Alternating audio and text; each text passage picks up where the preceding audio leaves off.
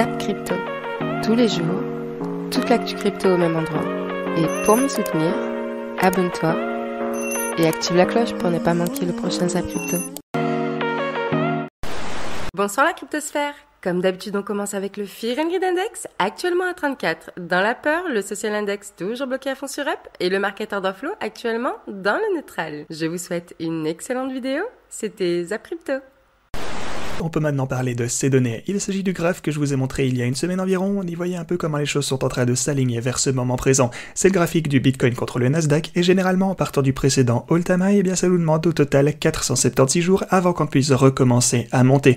Vous pouvez voir ça juste ici. À partir de ce pic, on a 476 jours qui se sont écoulés. Donc souvenez-vous de ce dont je vous parlais il y a un petit moment parce que tant que maintenant on dirait que ça marche, mais il faudra le confirmer à l'avenir. En tout cas, on dirait qu'on est reparti à la hausse. Un autre élément à noter, c'est que toutes ces lignes de tendance convergent vers ce point, donc c'est vraiment un point super important pour ce graphique en particulier. Et d'ailleurs, ceci nous indique en plus de tout ça que le Bitcoin pourrait bien surperformer le Nasdaq à l'avenir. On va donc garder un œil attentif sur tout ceci. Si on se regarde en gros time frame, si vraiment on est dans une confirmation d'une tendance bullish, quels sont les niveaux que nous allons surveiller? C'est ici et ici. Ça veut dire que ici nous avons des résistances qui potentiellement pourraient flip et se transformer en support. Donc là, on va voir si à ce niveau-là ça tient, si ce résistance flip en support, d'accord? Ou ici, on vient retester ici la ligne de coup du W daily, et si ça tient, potentiellement on pourrait dire que on pourrait enclencher une jambe haussière. Ici, là. Ça pourrait faire une jambe haussière et on continue à monter et on continue à être dans une tendance plutôt bullish. On fait juste un tout petit tour sur Coinalyse. On voit toujours de l'achat sur notre CVD spot, donc laissons-les acheter du Bitcoin. Tant qu'on achète du Bitcoin sur le spot, la direction sera potentiellement le nord. On a toujours ce ratio long short et je suis dans des toutes petites time frames. Je vais me mettre en horaire parce qu'en 5 minutes c'est un peu limite, mais voilà, vous avez toujours en fait des shorts, des vendeurs à découvert qui sont majoritaires. On a en fait un ralentissement au niveau du CVD sur les contrats futurs, mais vous avez une augmentation toujours du CVD par rapport au spot. Laissons les gens acheter du spot, ça poussera le Bitcoin potentiellement vers le nord. Laissons-le entre guillemets, attendons que les gens arrêtent d'acheter du Bitcoin et que potentiellement les clusters de liquidité, que ce soit au nord ou au sud, se remettent en place. Ne soyons pas trop pressés. On voit les open interest qui sont relativement hauts, encore 275 000 Bitcoin leveragés, pardon. Vous avez une forme de dépréciation au niveau de notre funding. Les gens ne veulent pas voir ce Bitcoin monter. Qu'est-ce qu'il fait? Il monte. L'euphorie est un peu trop violente à mon goût. Si tu regardes ici sur Binance, regarde, bim, l'ouverture des contrats, c'est un peu la fête. Tu vois. Allez, c'est parti, on y va. Bon, pourquoi pas, pourquoi pas. Là, sur BitMEX, ils font rien du tout. Sur les CME, qu'est-ce qu'on a? Là, CME, ça commence à faire quelque chose. Bon, pourquoi pas. Alors, il faut savoir que la dernière fois qu'on a fait un ATH, c'est le Chicago Mercantile Exchange, donc c'est une plus grosse place de futur au monde. On peut voir qu'il y a une grosse poussée de l'open interest, de l'ouverture des contrats ici sur le Bitcoin, sur le futur du Bitcoin, le perpétuel. Et ça nous a fait un nouvel ATH.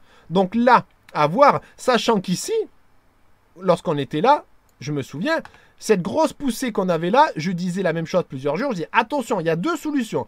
Ou on part pour un nouvel ATH comme on a fait là, ou on part pour un beau bull trap. Et on est parti pour un beau bull trap et bam, on s'est enfoncé. Donc là, je vous répète la même chose. Ou on part pour un beau bull trap, ou on part pour un nouvel ATH. Moi, personnellement, un nouvel ATH, j'ai du mal à croire. J'ai plus envie de croire, enfin je croirais, mais j'ai plus envie, enfin j'ai plus tendance à avoir un petit bull trap. Mais bon, on verra bien, on verra bien les jours. Chaque jour va nous donner son lot de nouvelles données. Donc comme tu le vois, on est ici branché en all, donc ça veut dire toutes les crypto-monnaies du marché crypto, et on est actuellement en 12 heures. On a de très très grosses liquidations qui se font ces derniers jours. Donc le 18 juillet ici, on a liquidé 229 millions de dollars de position short. Ici, le 16 juillet, on a liquidé 231 millions de dollars de position short. Et sur la journée du 18 juillet, encore une fois, à 14 heures, on a liquidé 209 millions de dollars de position longue et 192 millions de dollars de position short. Donc tu le vois, l'objectif des whales est clair et net actuellement. actuellement, c'est totalement de liquider à la fois les longues, à la fois les shorts. Donc ces prochains temps, on risque ici de s'imbriquer dans une zone stratégique pour les whales dans laquelle on pourrait facilement avoir de forts mouvements, donc tout simplement une très très forte volatilité pour les jours et semaines à venir. Donc reste prudent, n'essaye pas de FOMO. Comme tu vas le voir directement sur les graphiques avec moi, on a un scénario clair et net qui pourrait se mettre en place et qui pourrait t'offrir la possibilité, sans te mettre en insécurité, d'essayer de rentrer dans le train. Donc on va aller voir ça ensemble tout de suite. Alors, ce que vous pouvez voir juste là, c'est que, genre, si on prend cette moyenne mobile descendante en verte, eh bien, il s'agit de la moyenne mobile de 50 jours, c'est la moyenne mobile de période 50, en fait, simplement sur l'intervalle journalier. Après, on a la ligne orange, et elle représente la moyenne mobile de 200 semaines, cette fois. Bien sûr, vous connaissez certainement ce niveau à présent, c'est un des plus importants actuellement. Et finalement, en rouge, on a la moyenne mobile de période 300 sur l'intervalle hebdomadaire également. Maintenant, j'aimerais un petit peu dézoomer avec vous, j'aimerais vous montrer que cette ligne rouge est un niveau qu'on est presque venu toucher une seule fois durant le crash du Covid. On n'est pas allé la chercher au dollar près, c'est vrai, mais regardez tout de même ceci. Si vous aviez acheté dans ces environs, alors boum, on est remonté directement après ce mouvement. Et voilà où je voulais en venir avec tout ça. Regardez ceci, on a pu percer la moyenne mobile de 200 semaines juste ici, on a pu percer la moyenne mobile de 50 jours par après également, la ligne verte que vous aviez juste ici. Donc après ça, on a redécollé pour les mois à venir. Mais regardez ceci, on voit qu'on a la moyenne mobile de 200 semaines, ou la ligne orange, ainsi que la moyenne mobile journalière, donc le niveau descendant en vert que vous avez ici. Et ce qui est intéressant avec tout ça, c'est qu'on se trouve actuellement en plein sur ce niveau. Maintenant, on va voir si on pourra clôturer en fait la semaine au-dessus de ce niveau, ça sera déjà un bon test, mais une fois encore, la dernière fois qu'on a clôturé une chandelle au-dessus de la moyenne mobile de 200 jours, ainsi que... Attendez, je la refais. Donc la dernière fois qu'on était en train de s'approcher de la ligne rouge juste ici, qui est la moyenne mobile de 300 semaines, eh bien, on a eu une belle poussée juste après, et ensuite, lorsqu'on a percé celle de 200 semaines, ainsi que celle de 50 jours, alors on a récupéré d'énormes poussées pour notre bon vieux Bitcoin. Et c'est ce qui s'est passé juste ici, on s'est approché de ce niveau, même si on ne l'a pas vraiment atteint, encore une fois c'est vrai, mais bon, c'est pas passé loin, et boum, après ça, on revient à la ligne orange, la moyenne mobile de 200 semaines, et puis finalement celle de 50 jours. Du coup, est-ce qu'on va maintenant pouvoir obtenir quelque chose d'assez similaire, comme ce que pourrait nous suggérer ce graphique, même si, attention, ce n'est qu'une comparaison avec des événements passés, encore une fois, je voudrais pas vous induire en erreur, mais comme vous le savez, je pense toujours qu'on risque de latéraliser pendant encore un bon moment. Pour le très court terme, on pourrait, c'est vrai, très bien monter un petit peu, car cette baisse ne pouvait pas durer éternellement, et elle a duré même trop longtemps selon moi. Bon, on commence comme d'habitude par le DXY, le dollar, donc voilà, le grand patron des grands patrons, et pas de surprise, on continue voilà de faire une petite pause, donc ça fait 1 jour, 2 jours, 3 jours, 4 jours, et encore on pourrait compter du coup depuis même cette bougie là, depuis donc le 11 juillet. Pourquoi ? Parce qu'après on a commencé à ralentir un petit peu la tendance. Alors attention, encore une fois, c'est bien de dézoomer, même peut-être mettre en weekly comme ça. Voilà, là on est toujours dans notre grande tendance haussière, on n'a aucun signe de double top, surtout que là on n'est pas sur les cryptos, donc tout n'est pas accéléré fois je ne sais pas combien, fois au moins 2 voire fois 3. Là voilà, c'est long. Quand on essaye de faire un mouvement, donc un retournement de tendance, c'est sur plusieurs semaines, et quand on fait un double top ou un triple top, ce que vous voulez, c'est pareil, c'est sur plusieurs semaines.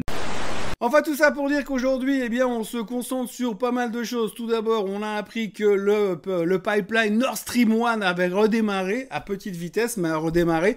Donc, c'est plutôt encourageant de ce côté-là. Maintenant, il faudra voir à quel rythme ça va.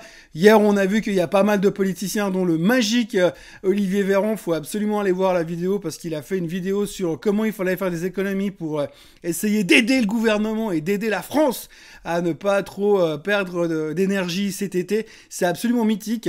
Le gars, il a 2 de QI, 2 de tension, c'est juste catastrophique. On dirait qu'il parle à des enfants de 2 ans et demi pour leur expliquer comment faire parce qu'il faut éteindre la lumière avant d'aller dormir. C'est vraiment incroyable. Bref, peu importe, on a quand même ce côté énergie qui reste un stress au niveau politique, au niveau géopolitique, au niveau économique aussi en Europe. C'est très dur pour les Allemands, c'est très dur pour l'Europe en général. Néanmoins, le Nord Stream 1 est reparti ce matin. On verra ce que ça va donner pour plus tard. On a quand même eu 2-3 commentaires hier du Premier ministre russe qui n'étaient pas super encourageants pour ceux qui espéraient un ralentissement de la guerre en Ukraine, bien au contraire. Donc il y a quand même pas mal de tensions qui restent de ce côté-là. Et puis autrement, comme je vous le disais, aujourd'hui, chapitre BCE. On va voir ce que Madame Lagarde va nous annoncer à 14h30. Donc la Banque Centrale Européenne devrait nous annoncer une hausse des taux au moins de 0,25%. Comme on le dit depuis plusieurs jours, il y a une rumeur qui circule dans le marché comme quoi ce serait plutôt 0,5%. C'est vrai que par rapport aux derniers chiffres de l'inflation en Europe, Ça paraîtrait intelligent qu'ils aient directement à 0,5%. Maintenant, à voir ce qui va ressortir de tout ça et à voir surtout ce que Madame Lagarde va nous déclarer durant les multiples speeches qu'elle va faire durant la séance, entre le discours officiel et ce qu'elle va raconter derrière. Ce sera assez intéressant à observer. Alors en Europe, les dirigeants de l'Union européenne appellent les États membres à réduire leur consommation de gaz de 15% entre le mois d'août et le mois de mars 2023. Alors, pas que Poutine ait changé d'avis, puisqu'il l'a confirmé que les flux de gaz devaient être opérationnels dès aujourd'hui. Mais voilà que nos dirigeants s'attendent tout de même à avoir des perturbations au niveau du gaz, car comme l'a dit Poutine, les flux pourraient être interrompus si les sanctions empêchaient le bon déroulement de ce flux. Alors en réalité, si on cherche un petit peu à comprendre, la Russie n'aurait pas réellement d'intérêt à nous priver de son gaz. Pas qu'elle ne puisse pas le faire, parce qu'en réalité le gaz est loin d'être leur source de revenus principale, c'est avant tout le pétrole, mais en réalité ce gaz peut être utilisé un petit peu comme une arme au sein de cette guerre. Comprenez que la Russie réalise à peu près 100 millions d'euros par jour en nous vendant son gaz. Et ces chiffres sont exactement les mêmes que l'année dernière, tout en ayant diminué le flux.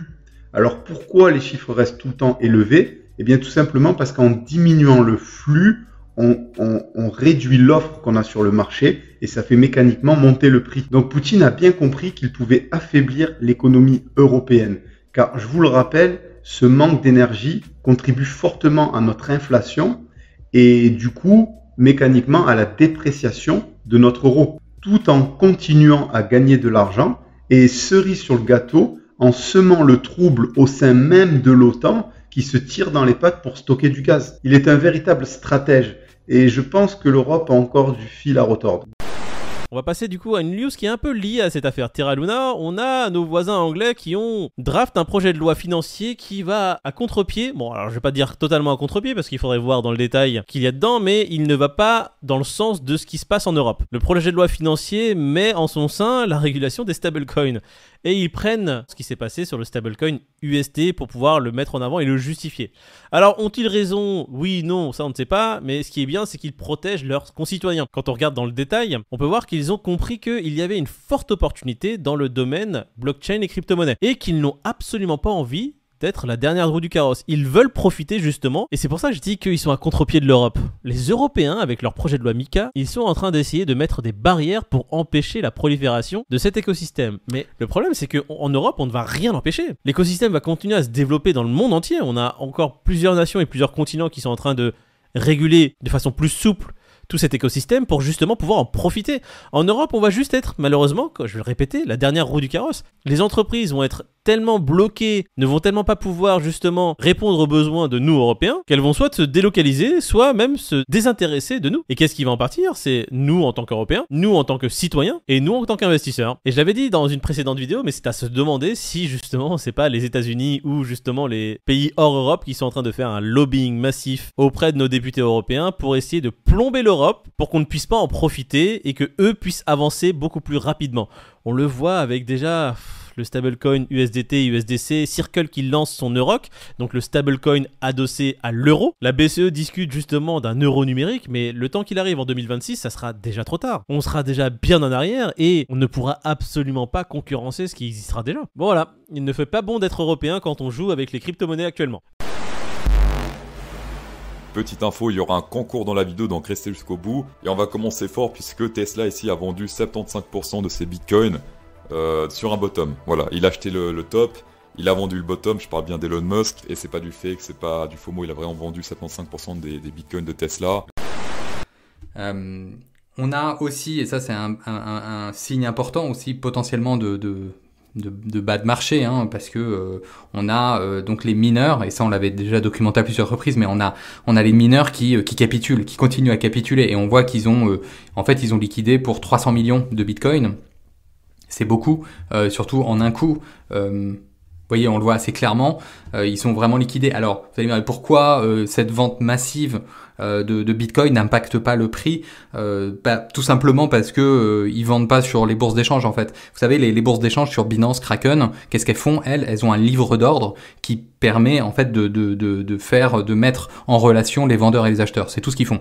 Après, ils proposent des milliers d'autres services, mais leur service de base, c'est ça, une bourse d'échange, c'est ça. Ils ont un livre d'ordre. En fait, ce qui se passe, c'est que là, quand ils vendent, les mineurs, ils vendent pas sur les livres d'ordre. C'est-à-dire qu'ils mettent pas leurs ordres de vente sur Binance, sur Kraken. Ils les mettent généralement, ils le font sur des desks OTC, c'est-à-dire over the counter. C'est-à-dire que ce sont des desks réservés à des montants très importants et qui permettent de pas trop secouer le marché. Parce que le marché du Bitcoin, c'est pas un marché qui est très profond, dans le sens où il suffit avec 10 000 Bitcoins, on fait bouger le marché. Alors vous imaginez des montants importants comme ça. C'est aussi pour ça que j'étais pas trop inquiet pour les 200 000 Bitcoins qui devaient être mis en circulation avec Mt. Gox. C'est un peu pour cette même idée-là. C'est que généralement, ils sont pas mis en circulation directement sur les bourses d'échange. Même s'il y avait d'autres raisons qu'on a vu la semaine dernière. En tout cas, c'est intéressant. Il y a une forte capitulation des mineurs et potentiellement on devrait voir donc dans les je pense assez rapidement, vous connaissez sûrement le hash ribbon, le hash ribbon potentiellement passer en buy signal, mais ça on le saura, je vous en parlerai un peu plus dans le coaching, mais c'est vraiment c'est à mon avis quelque chose qu'on devrait voir assez rapidement. Comment tu vois la démocratisation du Web3, d'une part au sein des entreprises, tu commences à en parler, et d'autre part au niveau du grand public? La démocratisation du Web3, je pense que ça va prendre un peu de temps. Peut-être que ça va arriver de manière qu'on n'imagine pas aujourd'hui. Quand tu regardes, là, il y avait des catalogues dans les années 2010, style Science et Vie, où ils disaient voici les 100 innovations qu'on aura dans 10 ans. Tu le reprends, tu regardes aujourd'hui, il n'y en a presque aucune qui a été créée. Et c'est d'autres innovations qui sont arrivées et qui ont été mises en place. Et après, il y a une partie aussi qui va être via l'éducation qui est indispensable. C'est évident. Il faut absolument s'éduquer. Et je pense aussi qu'il va y avoir un peu de la même manière qu'on voit aujourd'hui les grands-parents qui ont encore du mal à avoir WhatsApp. Il y a des générations qui vont avoir du mal aussi à venir se remettre dessus. Potentiellement. Mais d'un point de vue purement démocratisation au niveau de la population globale, je pense que c'est quelque chose qui va prendre un peu de temps. Il va falloir énormément éduquer les gens. Moi, depuis déjà 2016-2017, je vois une énorme évolution des mentalités. En 2016-2017, Bitcoin, Ether, c'était des fraudes. Et aujourd'hui, c'est adopté par un petit pays. Il y a quand même, en 4-5 ans, on est passé d'un truc où c'est des vendeurs de drogue sur Internet à c'est des petits pays qui sont pas très puissants qui l'ont en monnaie nationale. Donc il y a quand même une évolution des mentalités en 4-5 ans qui est assez impressionnante, mais peu à peu, ça va arriver. Et nous, notre rôle aussi, c'est l'éducation, quoi. La dernière actu, c'est que du coup, avec Just Mining, après plus d'1 mois et demi sans produit de lending, on en a refait un nouveau, sur lequel il y a naturellement moins de rendement. Et ce produit de lending-là, on donne le détail de toute sa construction, encore plus clair. Vous cliquez sur voir l'exposition, vous avez tous les détails, on vous dit sur quel stablecoin, comment, pourquoi, quel est le risque d'exposition actuel, quel est le risque d'exposition maximum. Et on a essayé de faire un produit en diminuant le plus possible les expositions. Encore une fois, dès qu'il y a de la CeFi, t'es pas à l'abri qu'un acteur fasse défaut. Et dès qu'il y a un stablecoin, t'es pas à l'abri qu'un stablecoin pète. La réalité, c'est qu'on ne peut pas réinventer la roue. Si l'USDT dépègue demain, les gens qui ont de l'USDT chez nous et qui sont exposés sur le produit vont se prendre une claque, tout simplement. Donc là, il y a au moins tous les détails, mais pour ceux qui veulent, vous pouvez faire dormir vos stablecoins et il y a un rendement actuel d'à peu près 0,5% par mois, enfin un petit peu moins puisque c'est 5,13% d'intérêt par an. Voilà, ça fait un petit moment qu'on l'avait dit, j'avais dit que je vous le dirais quand je le remettrai, il est enfin disponible et vous avez tout les détails. C'est pas encore super clair parce que du coup on a dû tellement expliquer, on a tous les termes barbares, on a donné tous les détails les gars, je vous jure. On peut pas être plus transparent que ce qui se passe, limite avant de bouger 1 euro on doit envoyer un mail à tout le monde, c'est terrible. Mais au moins tout est posé, tout est expliqué et tout le monde sait exactement comment ça marche.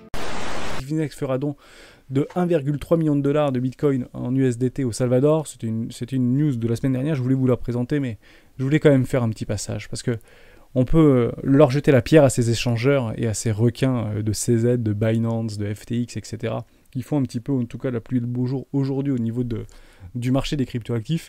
Mais parfois, ils peuvent faire un petit geste toujours sympa. Alors, c'est pas les 1,3 million de dollars qui vont changer la face du monde, et notamment pour le Salvador, mais c'est toujours symbolique. Et je trouvais ça intéressant d'éventuellement encourager la démarche du Salvador à avoir légalisé potentiellement le Bitcoin. Donc c'est plutôt une bonne chose. Est-ce que le Panama va suivre? Est-ce que Centrafrique va suivre? En tout cas, c'est très bien parti. Je pense même que Centrafrique c'est fait d'ailleurs. Il me semble que c'est OK. Donc voilà, un très très intéressant. Salvador, premier pays à avoir légalisé en tant que monnaie légale sur son territoire le Bitcoin. Bitfinex fait un geste. Je trouvais ça très intéressant. Chapeau.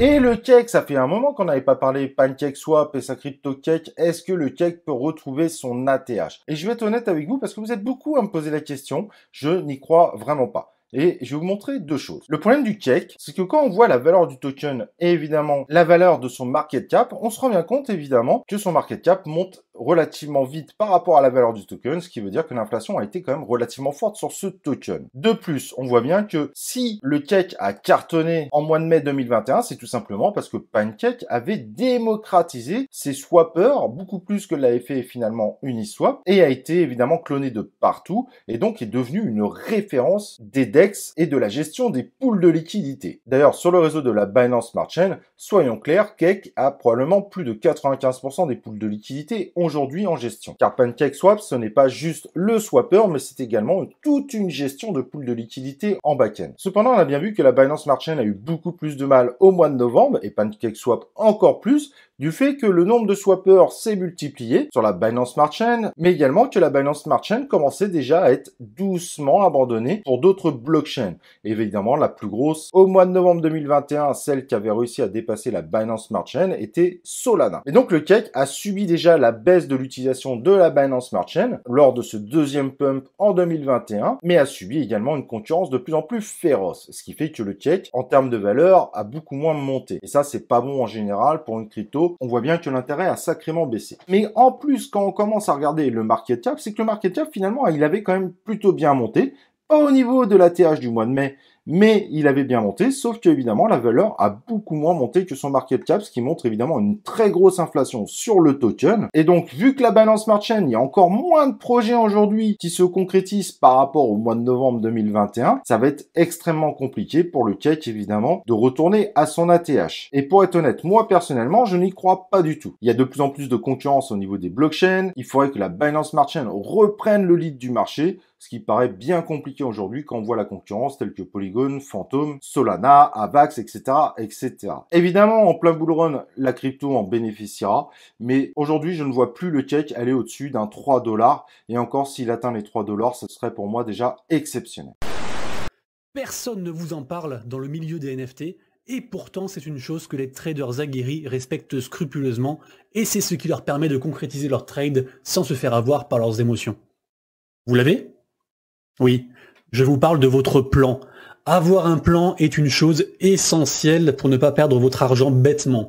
Et pour définir ce plan, il faut avant tout vous définir. En effet, il existe plusieurs types de personnes dans le monde des NFT. Il y a d'abord les créateurs de NFT, sans qui rien ne serait possible. Il y a également les traders de NFT, ceux qui sont là exclusivement pour l'argent et qui savent saisir les meilleures opportunités. Il y a les believers, ceux qui croient fermement en un projet, quitte à le holder pendant 40 ans s'il le faut. Il y a les collectionneurs qui, eux, vont holder pendant 40 ans, car comme les Pokémon, ils veulent tous les avoir et tous les garder. Et enfin, il y a ceux qui voient une utilité directe dans l'usage du NFT. Il faut également savoir que pour chaque catégorie que je viens d'énumérer, il existe différentes sortes de NFT correspondant plus ou moins à une ou même plusieurs de ces catégories. People of Earth, the Deep Agency needs you.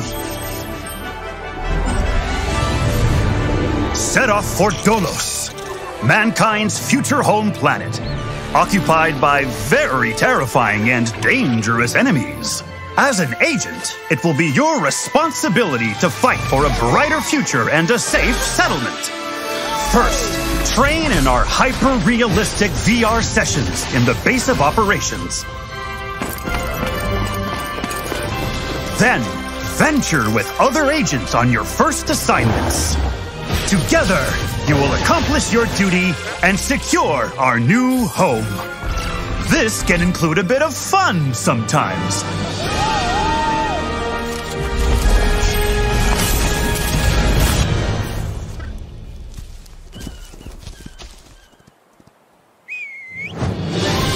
We need you to make a difference out there. Enlist today for better tomorrows. Voilà, c'était plutôt cool de voir cette cinématique les amis, donc vous pouvez voir sur le site internet que le jeu est actuellement disponible, mais en période alpha, vous pouvez déjà le télécharger et y jouer.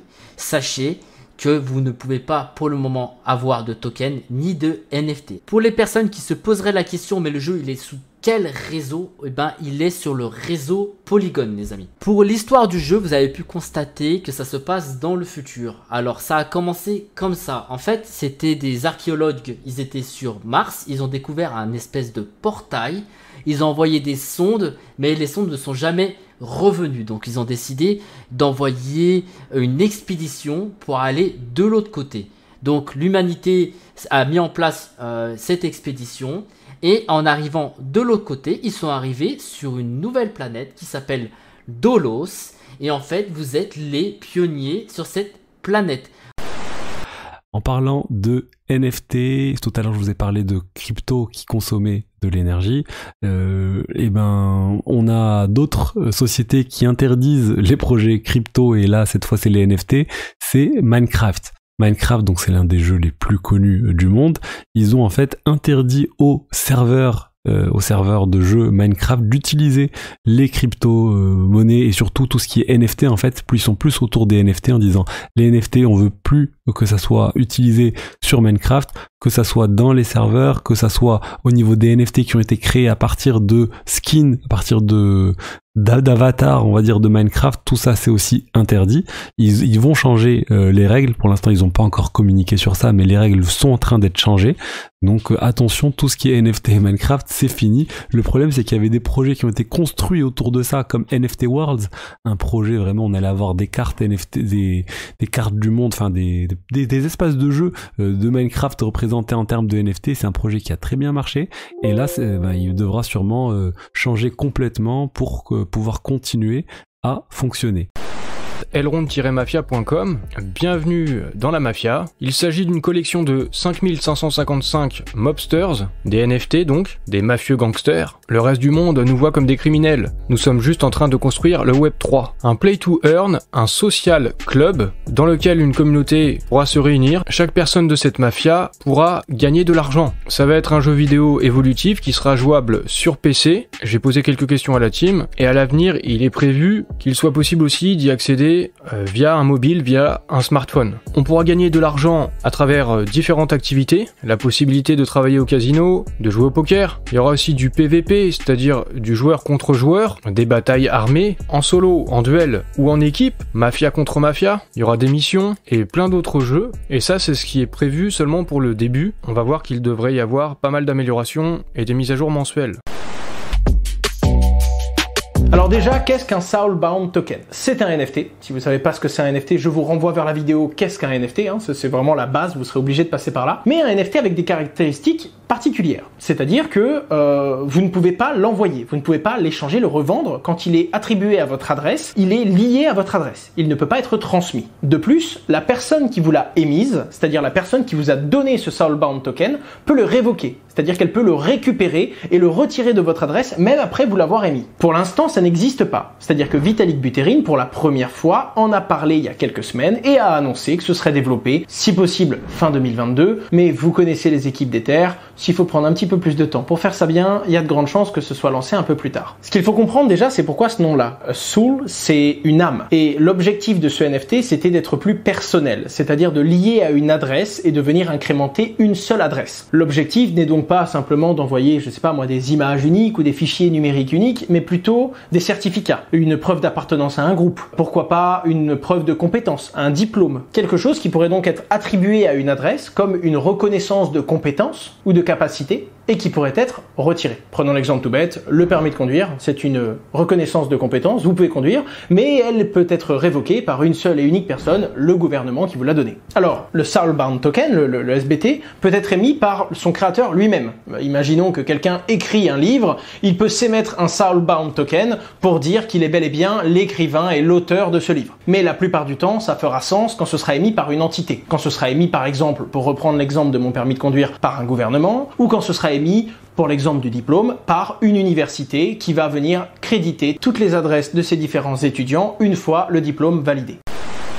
Et on finira la vidéo du jour bien sûr par Ethermon. Ethermon, c'est le phénomène du jour, c'est le gros projet du jour. C'est bien sûr en lien avec le métaverse Decentraland. En gros, c'est quoi? C'est des personnages en fait que vous allez pouvoir faire évoluer dans Decentraland. Et en gros, il y aura des quêtes, il y aura du PVP, du PVE, il y aura pas mal de choses. Et du coup, bah, c'est aujourd'hui. C'est aujourd'hui, du coup... attendez. Ethermon. Mince, j'ai plus l'horaire. Bon, je vous remettrai au pire, je vous remettrai l'horaire, mais en tout cas, voilà, c'est aujourd'hui, il y a un mint aujourd'hui sur Ethermon. Donc, allez checker ça, du coup, les gars. Et du coup, écosystème aussi, Polygon, Ethereum, bien sûr. Et ils sont backés par Animoca Brands.